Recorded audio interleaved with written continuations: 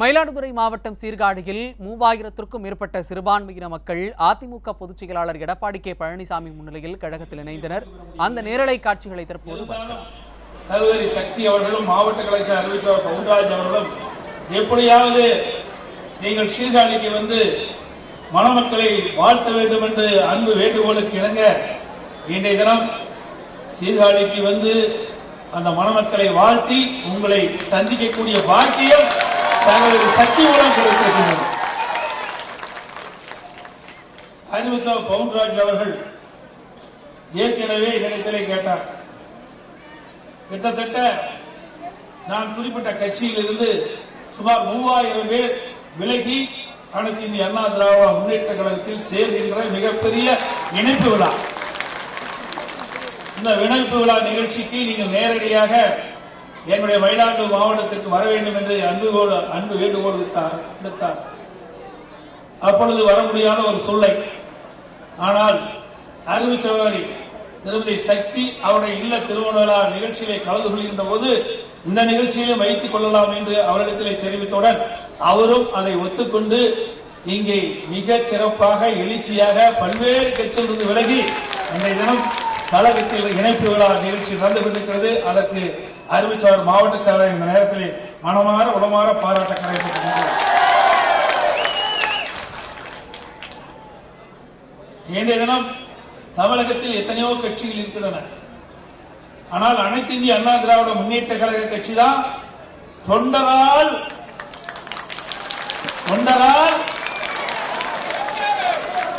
தலைவர்களாக தேர்ந்தெடுக்கப்பட்டு நடக்கின்ற கட்சி. ஒரு சாதாரண தொண்டன் அனைத்து இந்திய அண்ணா திராவிட முன்னேற்ற கழகத்தினுடைய பொதுச் செயலாளராக வர முடியும் என்று ஜனநாயக அமைப்புள்ள கட்சி. ஆகவே இந்த ஜனநாயக அமைப்புள்ள கட்சியை சீர்தூக்கி பார்த்துத்தான் நான் குறிப்பிட்ட அந்த கட்சியிலிருந்து விலகி இன்றைய தினம் அனைத்து இந்திய அண்ணா திராவிட முன்னேற்ற கழகத்தை தேர்ந்தெடுத்து இந்த சீர்காழி இந்த மைதானத்திலே தங்களை கழகத்திலே இணைத்துக் கொண்டிருக்கிறார்கள். பிச்சை போடும்போது கூட பாத்திரம் அறிந்து பிச்சை போடும் சொல்லுவாங்க. அதே போல ஒரு கட்சிக்கு சேருவது என்று சொன்னால் அந்த கட்சி எப்படி இயங்குகிறது, அந்த கட்சி எப்படி மக்களுக்கு நன்மை செய்கிறது, இந்த கட்சி யாரால் தொடங்கப்பட்டது என்று பார்த்து சீர்தூக்கி இந்த கட்சி தான் சரியான கட்சி, இந்த கட்சி தான் மக்களுக்கு சேவை செய்கிற கட்சி என்று தேர்ந்தெடுத்து இன்றைய தினம் பல்வேறு கட்சியிலிருந்து நம் கட்சியில் இணைந்த அத்தனை நல்ல உள்ளங்களுக்கும் மீண்டும் மீண்டும் எத்தனை முறை அவர்களுக்கு நன்றி சொன்னாலும் அவரை வரவேற்கிறோம். அதேபோல மயிலாடுதுறை மாவட்டம் என்று சொன்னாலே அதுக்கு பெருமை உண்டு என்று சொன்னால் நான் அப்பொழுது நாகப்பட்டினம் மாவட்டம் ஒன்றாக இருந்தது. அறிவிச்சவர் கவுண்டராஜ் அவர்களும் அண்ணன் OS மணி அவர்களும் மற்றும் சட்டமன்ற உறுப்பினர்கள் எல்லாம் நாகப்பட்டினம் மாவட்டத்தை பிரித்து மயிலாடுதுறை தலைமையிடமாக கொண்டு ஒரு புதிய மாவட்டத்தை எங்களுக்கு உருவாக்கி தர வேண்டும் என்று சொன்னது. அவருடைய வேண்டுகோளை ஏற்று அப்பொழுதே நான் தெரிவித்தேன். அனைத்து இந்திய அண்ணா திராவிட முன்னேற்ற கழக அரசு கொடுக்கப்பட்ட வாக்குறுதியை நிறைவேற்றுகின்ற அரசு. தேர்தல் நேரத்தில் நாங்கள் வாக்குறுதி கொடுக்கல, ஓட்டுக்காக நாங்கள் வாக்குறுதி கொடுக்கல, மக்களுடைய நன்மைக்கு அவர் கோரிக்கை ஏற்று நாகப்பட்டினத்தை மாவட்டத்தை பிரித்து மயிலாடுதுறையை தலைமையிடமாக கொண்டு புதிய மாவட்டத்தை உருவாக்கிய அரசு அதிமுக அரசு. இங்கே மட்டுமல்ல, தமிழ்நாடு முழுவதும் 6 மாவட்டங்களை புதிய மாவட்டமாக உருவாக்கிய பெருமை அதிமுக அரசாங்கத்தை சார்ந்த. அதோடு இந்த சீர்காழியில் கோட்டமாக அறிவிக்க வேண்டும் என்று என்னிடத்திலே கோரிக்கை வைத்தார். அதையும் ஏற்று அதிமுக அரசு செய்கின்ற பொழுது சீர்காழியை தலைமையிடமாக கொண்டு கோட்டமாக அறிவித்த அரசாங்கம் அதிமுக அரசாங்கம். அது மட்டுமல்லாம சீர்காழியில் இருக்கின்ற ஏழை எளிய ஒடுக்கப்பட்ட நசுக்கப்பட்ட குடும்பத்திலே இருந்த மாணவ மாணவிகள் குறைந்த கட்டணத்திலே உயர்கல்வியில் பயில வேண்டும் என்று அதற்காக சீர்காழியிலே ஒரு அரசு கலை மற்றும் அறிவியல் கல்லூரி வேண்டும் என்று கோரிக்கை வைத்தார்கள். அந்த கோரிக்கையும் ஏற்று அம்மாவுடைய அரசு இங்கே அரசு கலை மற்றும் அறிவியல் கல்லூரி கொடுத்து இந்த பகுதியில் இருக்கின்ற ஏழை எளிய ஒடுக்கப்பட்ட நசுக்கப்பட்ட சமுதாயத்தைச் சேர்ந்த மாணவருடைய குழந்தைகள் குறைந்த கட்டணத்திலே அரசு கலைக்கல்லூரியை படித்து அவர்கள் ஏற்றம் பெறுவதற்கு நடவடிக்கை எடுத்த அரசாங்கம் அதிமுக அரசாங்கம். அது மட்டும் இல்லாம இந்த டெல்டா மாவட்டம் என்று சொன்னாலே இன்றைக்கு பொன் விளைகின்ற பூமி, முப்போகம் விளைகின்ற மண் இந்த மயிலாடுதுறை மாவட்டம். இந்த மாவட்ட விவசாயிகள் அச்சத்தில் உறைந்து போயிருந்தார்கள். டெல்டா மாவட்ட விவசாயிகள் தங்களுடைய நிலம் வரி விடுமே என்று அச்சத்தில் இருந்த விவசாயிகளுக்கு அதிமுக அரசு அவர்கள் வயிற்றிலே பால் பார்க்கின்ற விதமாக டெல்டா மாவட்டத்தை பாதுகாக்கப்பட்ட வேளாண் மண்டலமாக அறிவித்த அரசு அதிமுக அரசாங்கம். நானும் ஒரு விவசாயி, இன்றைக்கு விவசாயம் செய்து கொண்டிருக்கின்றேன். இரவு பகல் பாராமல் ரத்தத்தை நேரடியாக மண்ணிலே சிந்தி உடைக்கின்ற அந்த விவசாயியுடைய கஷ்ட நஷ்டம் துன்பம் துயரங்கள் அத்தனையும் நானும் உணர்ந்திருக்கின்றேன். அது அப்படிப்பட்ட மக்கள் தன்னுடைய சொந்த இடம் பறிபோய் என்று சொன்னால் எந்த அளவுக்கு மனவேதனைப்படுவார் என்பதை நான் உணர்ந்திருக்கின்றேன். அந்த உணர்வின் அடிப்படையிலே இந்த மாவட்ட மக்களும் அனைத்து இந்திய அண்ணா திராவிட முன்னேற்ற கழகத்தில் இன்றைக்கு அமைச்சர் OS மணியன் அவர்களும், அறிவிச்சார் காமராஜர் அவர்களும், அறிவிச்சார் பவுன்ராஜ் அவர்களும் அவரோடு சட்டப்பேரவைக்கெல்லாம் இடத்திலே கோரிக்கை வைத்தார்கள். ஆகவே இந்த டெல்டா மாவட்டம் பாதுகாக்கப்பட்ட வேளாண் மண்டலமாக அறிவிப்பதற்கு நீங்கள் நடவடிக்கை எடுக்க வேண்டும். மத்திய அரசோடு பேசி எங்களுக்கு ஒரு பாதுகாப்பு, விவசாயிகளுக்கு பாதுகாப்பு கிடைக்க வேண்டும் என்று கோரிக்கை வைத்தார்கள். அந்த கோரிக்கை ஏற்று மத்திய அரசிடத்திலே போராடி வாதாடி டெல்டா மாவட்ட மக்கள் இன்றைக்கும் துன்பப்படாமல் துயரப்படாமல் விவசாய பெருங்குடி மக்களுடைய நிலம் பறிபோகாமல் பார்த்துக் கொண்ட அரசாங்கம் அதிமுக அரசாங்கம். இதே திராவிட முன்னேற்ற கழகம் இருந்தது. இந்த ஸ்டாலின் அவர்கள் அமைச்சராக இருந்த காலம், கருணாநிதி அவர்கள் முதலமைச்சர் இருந்த காலம், அந்த காலகட்டத்தில் இந்த மீத்தேனுக்கு புரிந்துணர்வு ஒப்பந்தம் போட்டது ஸ்டாலின். நல்லா ஞாபகம் வச்சுங்க. டெல்டா மாவட்டத்தில் இருக்கிற விவசாய குடிமக்கள், விவசாய தொழிலாளர் எண்ணி பார்க்க வேண்டும். இந்த மீத்தேன் அது வருவதற்கு புரிந்துணர்வு ஒப்பந்தம் போட்டவர் இன்றைய முதலமைச்சர் ஸ்டாலின் அவர்கள். அதை தடுத்து நிறுத்தியது அனைத்து இந்திய அண்ணா திராவிட முன்னேற்ற கழக அரசாங்கம் என்பதை எண்ணி பார்க்க வேண்டும். ஒரு அரசாங்கம் ஆலை என்று சொன்னால் மக்கள் படுகிற துன்பத்தை பார்த்து அந்த துன்பத்திலிருந்து மக்களை விடுவிக்க வேண்டும். அது எங்களுடைய அரசியலை பார்த்தீர்கள். அதே நேரத்தில் ஒரு அரசாங்கம் அமைக்கப்பட்டால் துன்பம் ஏற்படுவதற்கு துணையாக இருந்த அரசாங்கம் திமுக அரசாங்கம். இதுதான் அதிமுகவுக்கு திமுகவுக்குள்ள வேறுபாடு. அது மட்டும் இல்லாம இன்றைக்கு குடிமராமத்து திட்டம் அற்புதமான திட்டம். இன்றைக்கு மயிலாடுதுறை மாவட்டம், நாகப்பட்டினம் மாவட்டம், திருவாரூர் மாவட்டம், தஞ்சை மாவட்டம், திருச்சி மாவட்டம் போன்ற மாவட்டங்கள் டெல்டா மாவட்ட பகுதி. இந்த பகுதியில் இருக்கின்ற ஏரி குளம் குட்டைகள் எல்லாம் பல ஆண்டுகளாக தூர்வாரப்படாமல் இருந்தது. பெய்கின்ற மழை நீர், நாகையிலே வருகின்ற நீர் உபரியாக வெளியேறி கடலில் போய் வீணாக கலக்கின்றது.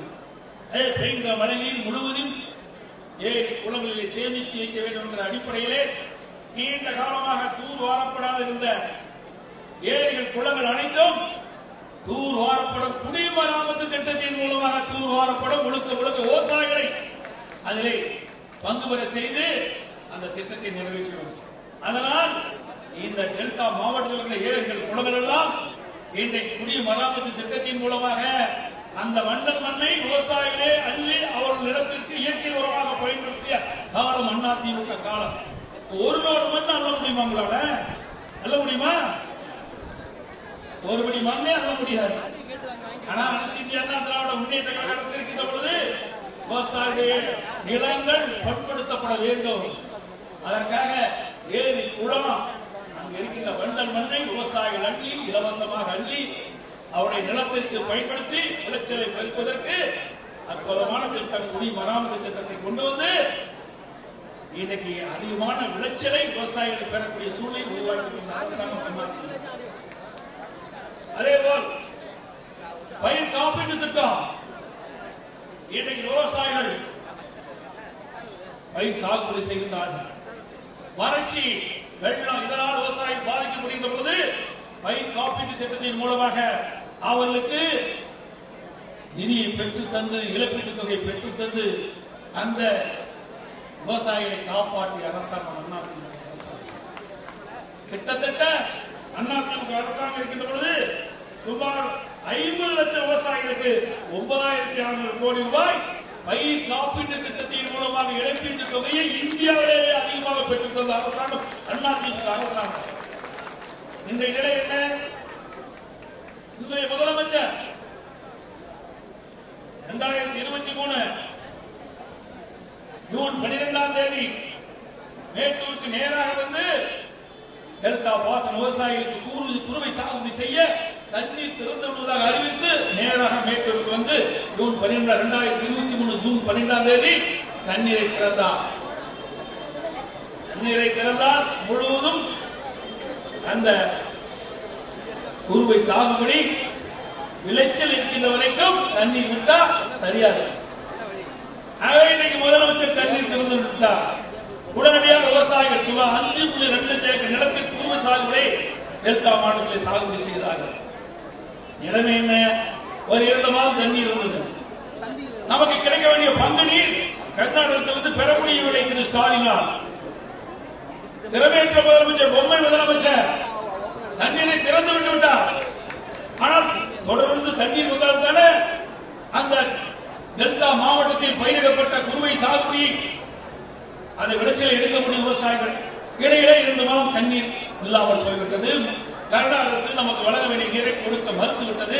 இந்த கைலாக அரசு அதை கேட்டு பெற முடியவில்லை.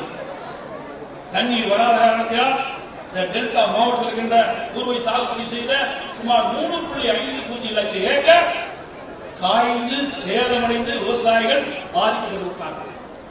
அனைத்து இந்திய அண்ணா திராவிட முன்னேற்ற கழகம் இருக்கின்ற போது ஒவ்வொரு ஆண்டும் குறுவை சாகுபடிக்கு பயிர் காப்பீட்டு திட்டத்திலே விவசாயிகளை சேர்ப்போம். ஆனால் விடியா திமுக அரசு பொறுப்பேற்ற பிறகு கடந்த 3 ஆண்டுகளாக குறுவை சாகுபடிக்கு பயிர் காப்பீட்டு திட்டத்தில் விவசாயிகள் இடம்பெற செய்யல. அதனால 2023ஆம் ஆண்டு தண்ணீரை திறந்துவிட்ட பிறகு இந்த குறுவை சாகுபடி செய்த விவசாயிகளை பயிர் காப்பீட்டு திட்டத்தில் இடம்பெறாத காரணத்தினாலே 3 லட்சம் ஏக்கர் குறுவை சாகுபடி காய்ந்து சேதமடைந்து விட்டது. அந்த 3 லட்சம் ஏக்கர் சேதமடைந்த விவசாயிகளுக்கு, பல லட்சம் விவசாயிகளுக்கு பயிர் காப்பீட்டு திட்டத்தின் மூலமாக இழப்பீடு தொகை கிடைக்கப்படவில்லை. ஒரு ஹெக்டருக்கு 84,000 ரூபாய் கிடைச்சிருக்கும். பயிர் காப்பீட்டு திட்டத்தின் மூலமாக குறுவை சாகுபடி செய்த விவசாயிகளுக்கு பயிர் காப்பீட்டு திட்டத்தில் இடம்பெற செய்திருந்தால் ஒரு ஹெக்டேர் பாதிக்கப்பட்டிருந்தால் இழப்பீட்டு தொகை 84,000 ரூபாய் கிடைச்சிருக்கும்.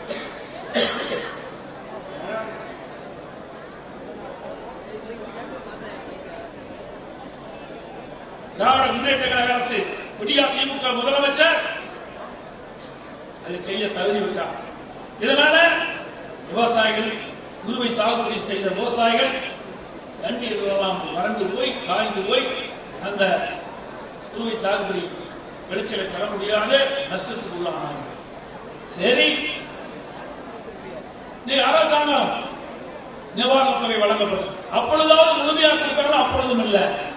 என்டிஆர் தேசிய பேரிடர் நிவாரண நிதி ஒரு ஹெக்டருக்கு 17,000 ரூபாய் நிர்ணயம் செய்யப்பட்டிருந்தது. ஆனால் எஸ்டிஎஃப் மாநில பேரிடர் நிவாரண நிதி 13,500 தான் கொடுத்தாங்க. அதுலேயும் 3,500 ரூபாய் கொடுத்துக் கொண்டு கொடுத்த அரசாங்கம் தான் திமுக அரசாங்கம். இவர்கள் எங்கே விவசாயிகளை பார்த்தார்கள்?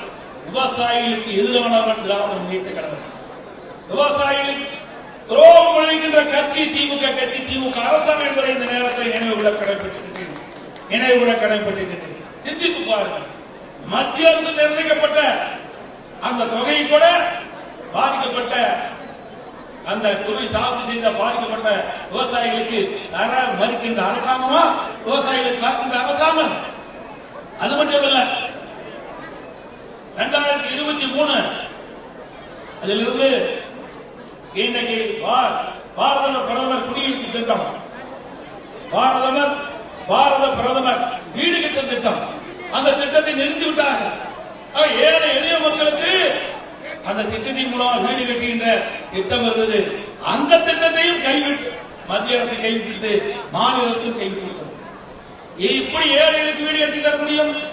சிந்தித்து பாருங்கள். அனைத்து இந்திய அண்ணா திராவிட முன்னேற்ற கழக அரசு இருந்த பொழுது அம்மா பசு வீடுகளை கொடுத்தார்கள். ஏழை மக்களுக்கு பசு வீடுகளை கட்டி கொடுத்து அழகு பார்த்த தெய்வம் அம்மா. அதை தொடர்ந்து நாங்கள் கடைபிடிச்சோம்.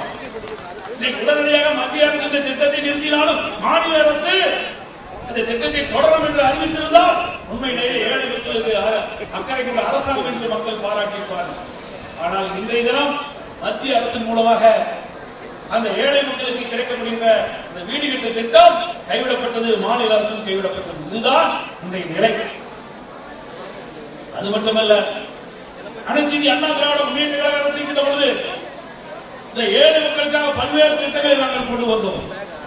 நாங்கள் அம்மா இருக்கின்ற பொழுது இந்த ஏழை குடும்பத்தில் இருந்த மாணவ மாணவிகள் சிறந்த கல்வி கற்க வேண்டுவதற்காக காலை நீசீர் உடை விலையில்லா புத்தகம், கொண்டு போறது பையி, பள்ளிக்கூட சைக்கிள், அறிவுபூர்வமான கல்வி கிடைக்க மடிக்கணினி எல்லாம் கொடுத்து பெற்ற தாய் தந்தைகள் வாங்கி கொடுக்க முடியாததை பெறாததாய் நம்முடைய பிள்ளைகளுக்கு வாங்கி கொடுத்து நல்ல கல்வி கற்க செய்த அரசாங்கம் அதிமுக அரசாங்கம். அதை செய்த சாதனை அம்மாவை சார். அதை தொடர்ந்து நாங்கள் செயல்படுத்திக் கொண்டு வந்தோம்.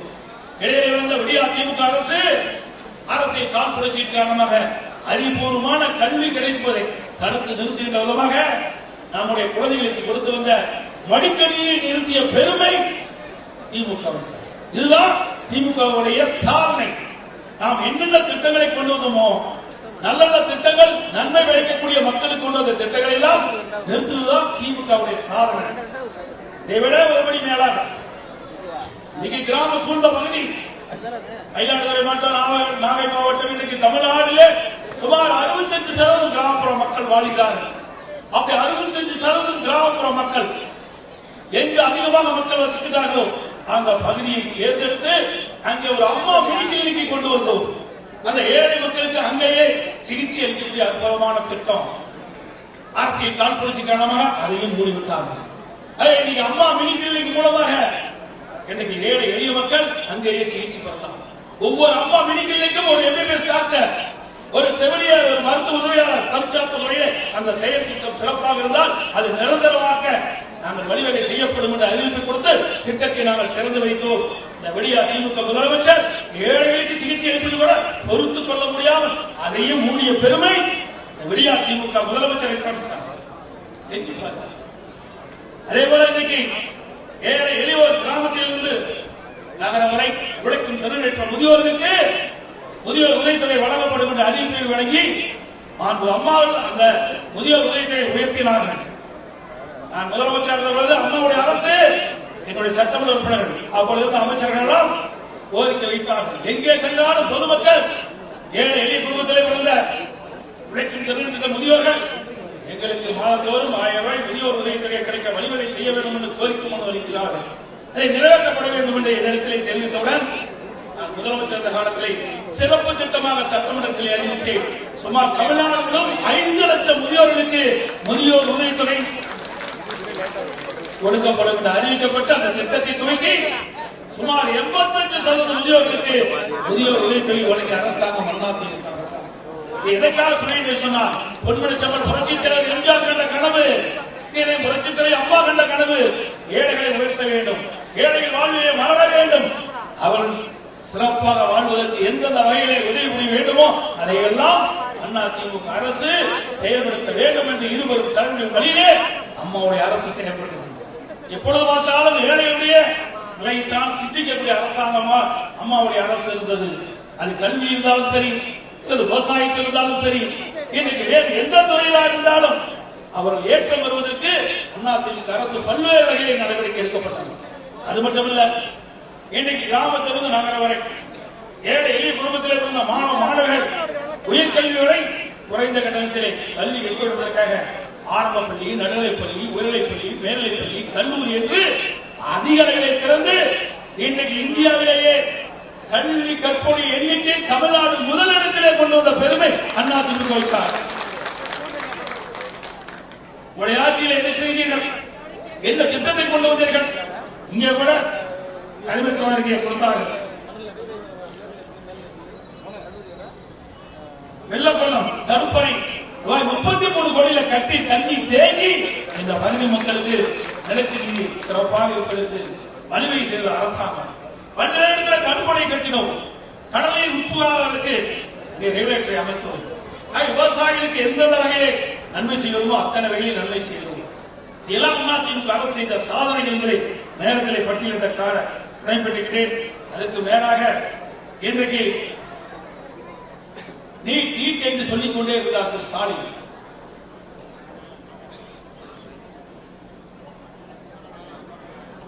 அந்த நீட் தேர்வை திமுக ஆட்சி அமைந்தவுடன் ரத்து செய்யப்படும் என்று அறிவிப்பு வெளியிட்டார்.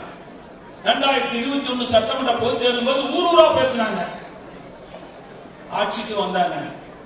அப்பொழுது தேர்தல் பிரச்சாரத்தின் போது திரு ஸ்டாலினுடைய மகன் திரு உதயநிதி ஸ்டாலின் திமுக ஆட்சிக்கு வந்தவுடன் முதல் கையெழுத்து நீட் தேர்வு ரத்து செய்யப்படும். ஆட்சிக்கு வந்து 3 வருஷம் ஆச்சு. என்ன செஞ்சு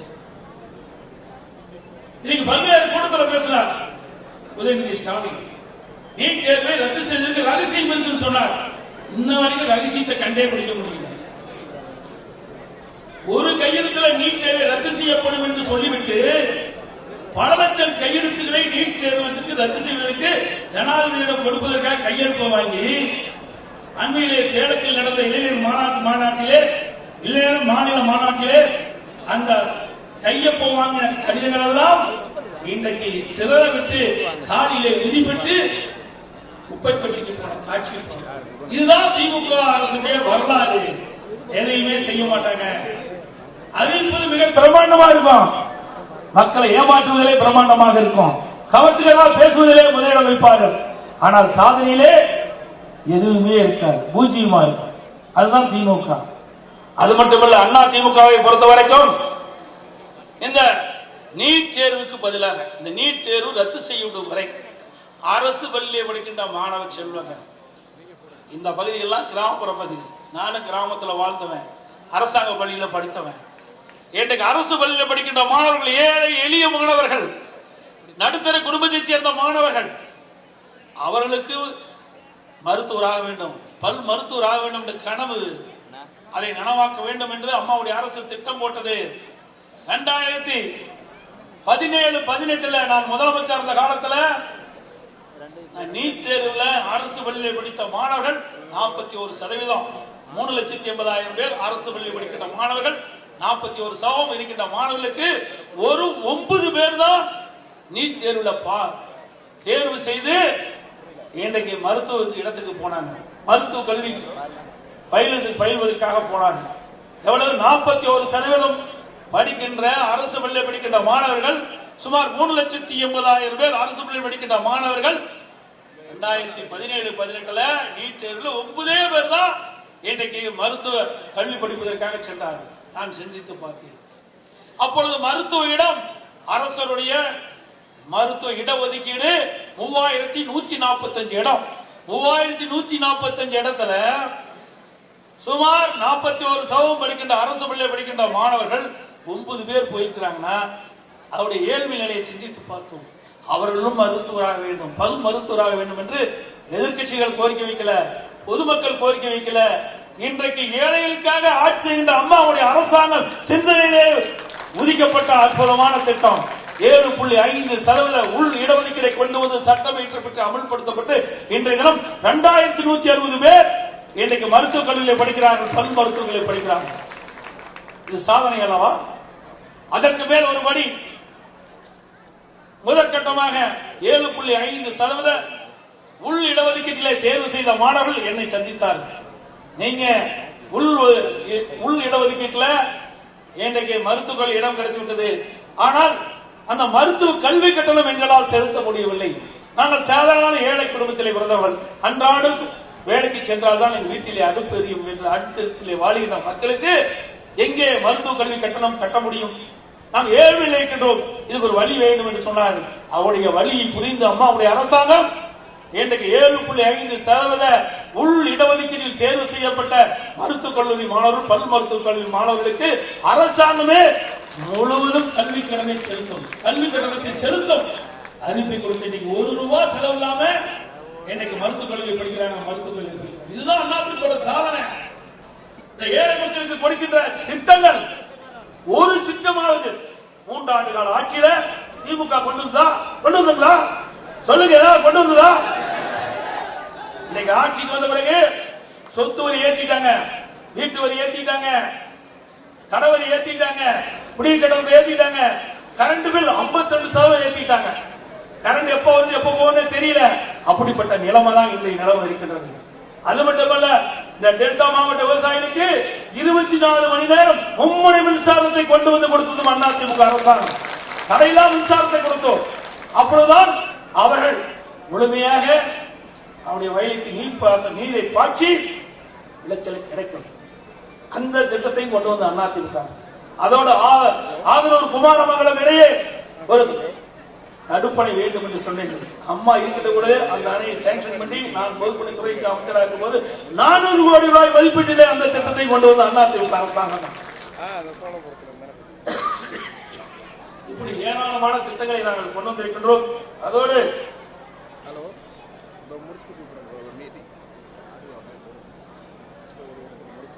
அதிமுக ஆட்சியில் தான் இஸ்லாமியர்களுக்கு நிறைய நன்மைகளை நாங்கள் செஞ்சிருக்கிறோம். இன்னைக்கு அதிமுக பாரதிய ஜனதா கட்சியோடு விலகிய உடனே திமுக கிறிஸ்துவ பெருமக்கள் அழைச்சி உங்களுக்கு என்னென்ன வேணும்னு கேட்டாங்க. 3 ஆண்டு காலமாக கிறிஸ்துவ மக்களுக்கு கண்ணுக்கு தெரியல. 3 ஆண்டு காலமாக கிறிஸ்துவ பெருமக்களுக்கு கண்ணுக்கு தெரியல. விடியா திமுக முதலமைச்சருக்கு நாங்க பாரதிய ஜனதா கட்சியோட கூட்டணி இல்லை என்று சொன்னாலே கிறிஸ்துவ பெருமக்களும் இஸ்லாமிய பெருமக்களும் எங்களை நாடியுடன் திமுக முதலமைச்சர் அழைத்து அமர வச்சு பேசுகிறார், அவருடைய கோரிக்கை கேட்கிறார்.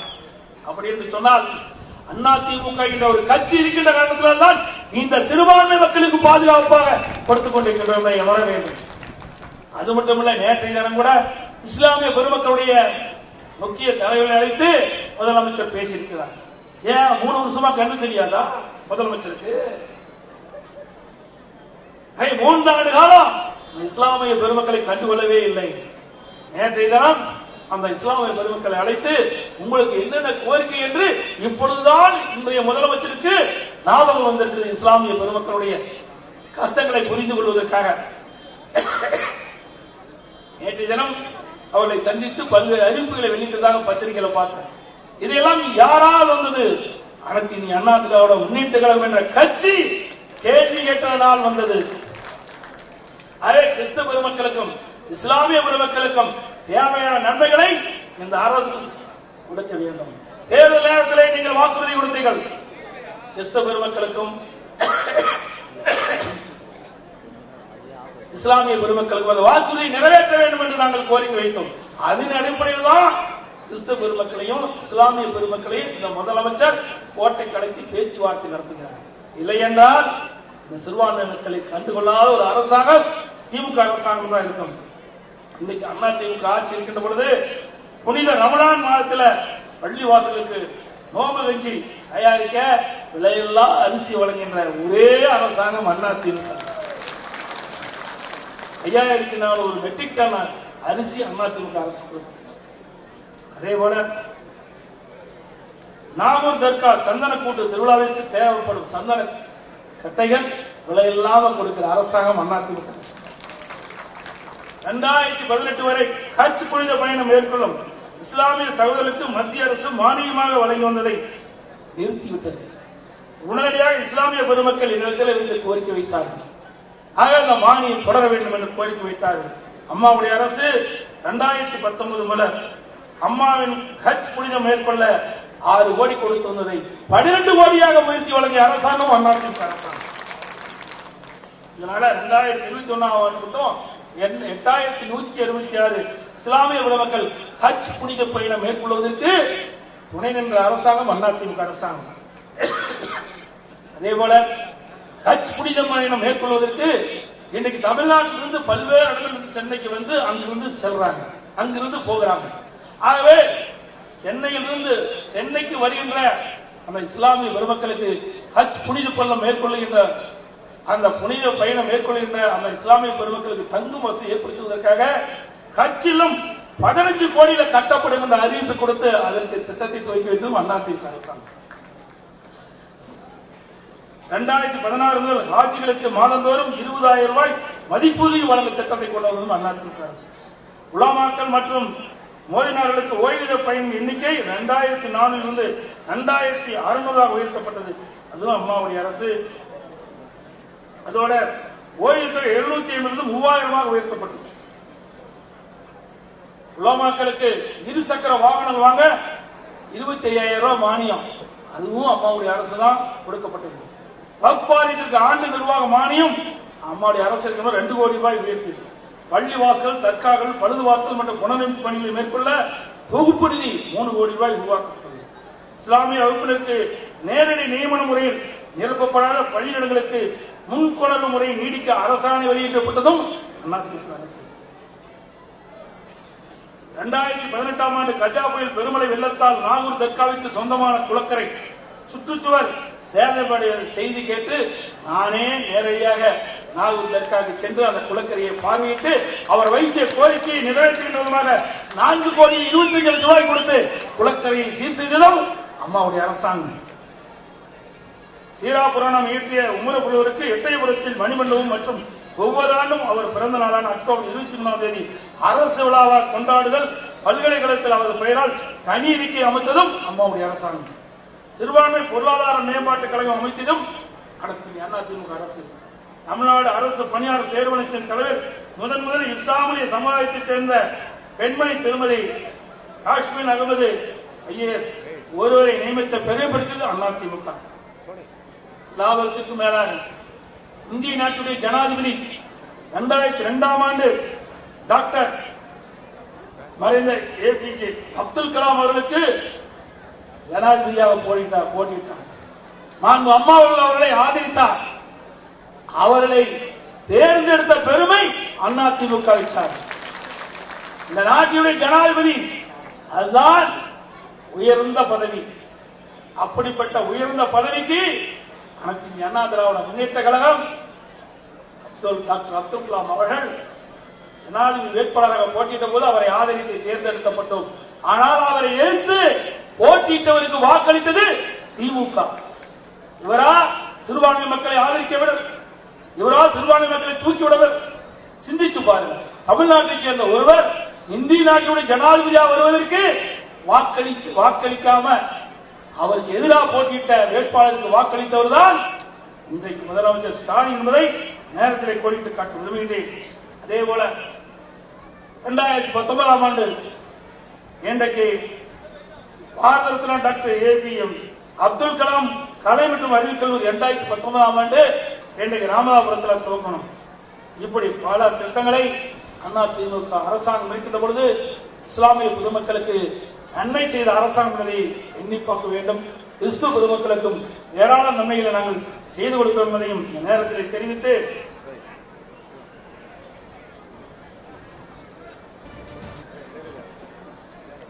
அனைத்து இந்திய அண்ணா திராவிட முன்னேற்ற கழகத்தினுடைய அவைத் தலைவர் இஸ்லாமிய சமுதாயத்தைச் சேர்ந்த இஸ்லாமிய மதத்தைச் சேர்ந்த தமிழ் மகன் உஷேன் அவர்கள் அதிமுகவுடைய அவைத் தலைவராக இருக்கிறார். திமுகவில் ஒரு சிறுபான்மை மதத்தை சேர்ந்தவர் எந்த பதவியிலாவது இருக்கிறாங்க தலைமையில சிந்திச்சு பாருங்க. இதையெல்லாம் எதற்காக சொல்லிட்டு சொன்னால் ஒவ்வொரு தேர்தல் வருகின்ற பொழுதும் சிறுபான்மை மக்களை ஏமாற்றி வாக்குகளை பெற்று குடும்பத்தைச் சேர்ந்தவர்கள் ஆட்சி வருவதற்காக சிறுபான்மை மக்களை ஏமாற்றி தந்திரமாக வாக்குகளை பெறுகின்ற கட்சி திமுக கட்சி என்பதை நீங்கள் உணர வேண்டும் என்பதற்கு நேரத்தில் தெரிவித்து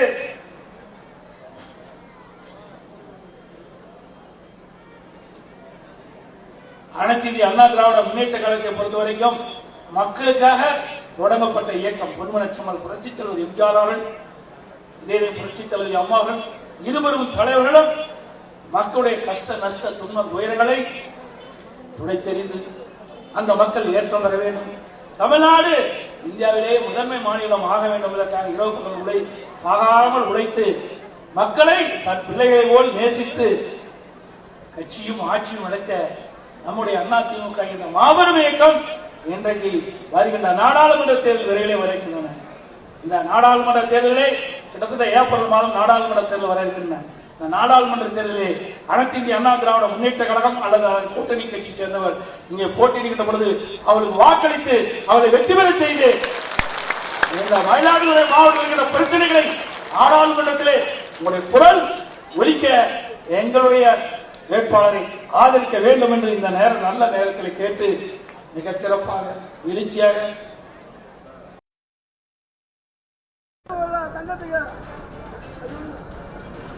சிறப்பாக நடைபெற்றதற்கும் பல்வேறு கட்சியிலிருந்து விலகி அதிமுகவில் தங்களை இணைத்துக் கொள்ள பல்வேறு நடவடிக்கை எடுத்த மாவட்ட செயலாளர்களுக்கும் அதேபோல இந்த நீளம் இந்த இடம் சிறப்பாக நிகழ்ச்சி நடத்துவதற்கு அளித்த சகோதரர் என்ஜினியர் மார்க்வானி அவர்களுக்கும் மனமான நன்றி தெரிவித்து இந்த டெல்டா மாவட்டம் இன்றைக்கு பல ஆண்டு காலமாக காவிரி நதிநீர் பிரச்சனைக்காக போராடி இருந்தது. அந்த காவிரி நதிநீர் பிரச்சனைக்கும் தீர்வு கண்ட அரசாங்கம் அதிமுக அரசாங்கம். அந்த உச்சநீதிமன்ற தீர்ப்பை கூட இன்றைக்கு பாதுகாக்க முடியாத நிலை இன்றைக்கு தமிழ்நாடு அரசுக்கு வந்திருக்குது. திமுக அரசாங்கம் வந்திருக்கின்ற எண்ணி பார்க்க வேண்டும். நான் ஏற்கனவே இன்றைக்கு அறிக்கை விட்டிருக்கிறேன், நல்லா படிச்சிருக்கீங்க. இன்றைக்கு நிலைமை மோசமாகி கொண்டு போயிருக்கின்றது. இன்றைக்கு திமுக காங்கிரஸ் கூட்டணியாய் இடம்பெற்றிருக்கின்றார்கள். அந்த கூட்டணி கட்சி இடம்பெற்றிருக்கிற காரணத்தால இன்றைக்கு கர்நாடகத்தில் காங்கிரஸ் ஆட்சி நடந்துட்டு இருக்குது. இன்றைக்கு தமிழ்நாட்டில் திமுக ஆட்சி. 2 பேரும் இந்தியா கூட்டணியில் அங்க வைக்கிறாங்க. ஏன் இன்றைக்கு முதலமைச்சர் அங்கே கேட்டு தண்ணீர் பெற முடியல? சிந்திச்சு பாருங்க. அதெல்லாம் அவருக்கு அக்கறை இல்லை. தன் குடும்பத்தை சேர்ந்தவர்களுக்கு அதிகாரம் வேண்டும், மத்தியில் ஆட்சி அதிகாரத்துக்கு வேண்டும், தாங்கள் கொள்ளையடித்த பணத்தை காப்பாற்ற வேண்டும். அதுதான் அவருடைய தலையான பிரச்சனையாக இருந்து கொண்டிருக்கின்றது. நாட்டு மக்களை கவலைப்படாத முதலமைச்சர் இன்றைய முதலமைச்சர், நாட்டு மக்களை பற்றி கவலைப்படாத முதலமைச்சர் இன்றைய முதலமைச்சர். உண்மையிலேயே இன்றைக்கு தமிழகத்திற்கு இவர் நினைத்திருந்தால் தண்ணீரை பெற முடியும். ஏனால் கர்நாடக அணையே கிட்டத்தட்ட 80% நீர் இருப்பு இருக்கின்றது. ஒவ்வொரு மாதமும் உச்சநீதிமன்றம் அளித்த தீர்ப்பின்படி நமக்கு கிடைக்க வேண்டிய பங்கு நீரை இவர்கள் முறையாக தமிழ்நாடு அரசு இன்றைய முதலமைச்சர் ஸ்டாலின் இன்றைக்கு கர்நாடகத்தோடு பேசி பெற்றிருக்கலாம், காவிரி மேலாண்மை ஆணையத்தோடு பேசி பெற்றிருக்கலாம். அதையெல்லாம் செய்ய தவறிய விடியா திமுக அரசுக்கு வருகின்ற நாடாளுமன்றத்திலே தகுந்த தண்டனை வழங்க வேண்டும். நீங்கள் கொடுக்கின்ற தண்டனை சாதாரண தண்டனையாக இருக்கக்கூடாது. இன்னைக்கு நாட்டு மக்களை பார்க்காத அரசாங்கம் விடியா திமுக அரசு, நாட்டு மக்களுக்கு நன்மை செய்யாத அரசாங்கம் திமுக அரசு. வீட்டு மக்கள் இன்றைக்கு அதிகாரம் வேண்டும் என்பதற்காக துடித்துக் கொண்டிருக்கின்ற விடியா திமுக அரசுக்கு, விடியா திமுக கட்சிக்கு வருகின்ற நாடாளுமன்ற தேர்தலில் நீங்கள் தகுந்த பதிலடி கொடுக்க வேண்டும். அப்படி கொடுத்தால்தான் தமிழ்நாட்டை காப்பாற்ற. இன்றைக்கு தமிழ்நாடு மிக மோசமான நிலைக்கு சென்று கொண்டிருக்கின்றது. எனக்கு எல்லா வகையிலும் இன்னைக்கு பின்னடைவு ஏற்பட்டுக் கொண்டிருக்கின்றோம். ஸ்டாலின் பேசுகிறார், பல்வேறு இடங்களில் பேசுகிறார், சட்டமன்றத்தில் பேசுகின்றார். இந்தியாவிலே முதன்மை மாநிலம் தமிழ்நாடு என்று சொல்கிறார். எதுல? கடன் வாங்குவதிலே முதல் மாநிலம். இந்தியாவிலேயே கடன் வாங்குவதிலே முதல் மாநிலம் தமிழ்நாடு. எதுல முதல் மாநிலம்? திட்டத்தை கொண்டாந்துருக்கிறியா? பாலத்தை கட்டிருக்கியா? ரோட்டை போட்டிருக்கியா? தடுப்பணை கட்டிருக்கியா? இன்றைக்கு கர்நாடகத்திலிருந்து போராடி வாதாடி தண்ணீரை பெற்று விவசாயிகளுக்கு கொடுத்திருக்கிறியா? நாம் கொண்டு வந்த சட்டத்தையாவது பாதுகாத்திருக்கிறியா? ஏழை மக்களுக்கு எந்த திட்டத்தை கொண்டு வந்திருக்கிறது? எதுல நீ சிறந்த முதலமைச்சர்? ஊழல் செய்வதிலே சிறந்த முதலமைச்சர் ஸ்டாலின். நம்பர் 1 முதலமைச்சர் என்று சொன்னால் ஊழல் செய்வதிலே நம்பர் 1, தமிழ்நாட்டிலே கடன் வாங்குவதிலே நம்பர் 1.